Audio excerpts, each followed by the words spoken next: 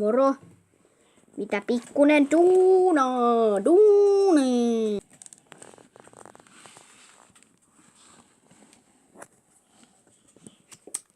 Moi kaikille. Te varmaan kaikki näitte mun ekan videon. Se on MC täällä taas. Tänään mä esitän mun omaa lemmikkiä täällä. Vaikka nyt on kyllä ilta, mutta kumminkin. Mä esittelen mun lemmikkiä Lilliä. Se on tuollainen söpöpikku 2-vuotias gerbiili. Joten niin. Okei, tässä on Lilli. Se on 2-vuotias ja se on gerbiili. Te näette kyllä, että se on yksivärinen. Se on tosi söpö ja sisäsiisti. Ja se merkitsee mulle tosi paljon. Näitä gerbiilejä on ihan älyttömän helppo hoitaa. Ne tykkää yleensä nakerrella pahvirullia. Ja täällä on sen iso juoksupyörä ja sen vesipullo. Ja tämä homma, jossa se aina nukkuu. Sitten tässä on sen ihana pikku keinu. Ja täällä on sen aivan ihana pähkinä. Ja täällä on sen ruokaa. Ja täällä on jotain. Ja niin. Tämä on kaikkea tämmöistä.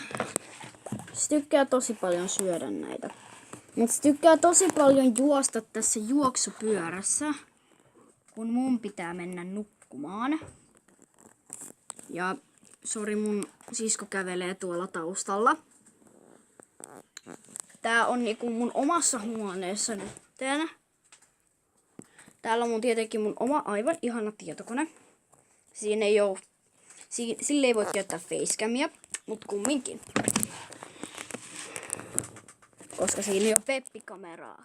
Mutta näettekin, Okei, siinä on nyt meidän Lilli. Hän taitaa. On yleensä aika arka tuntemattomista. Ja se oli kerran vapaana mun huoneen lattialla, ainakin iskä sanoi niin. Mut se ei ikinä kumminkaan valehtele.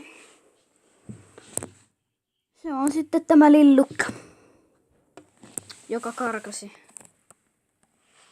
No moi Lilli! Saanko mä kuvata sun silmää? Saanko kuvata sun silmää?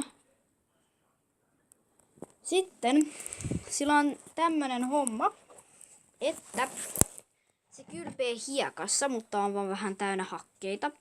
Se kylpee chinchilla hiekassa. Kun se on tietenkin aavikkoeläin. Joten tää oli tämänkertainen video Lillistä. Joten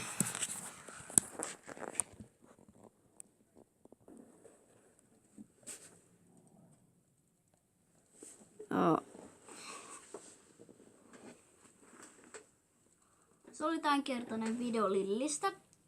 Te kai tykkäsitte varmaan tästä videosta. Tuo Lilli on oikeesti älyttömän söpö ja tiedoksi vaan se on tyttö. Joten tää video oli tässä näin. Te varmaan tykkäsitte katsoa sitä. Joo. Moido!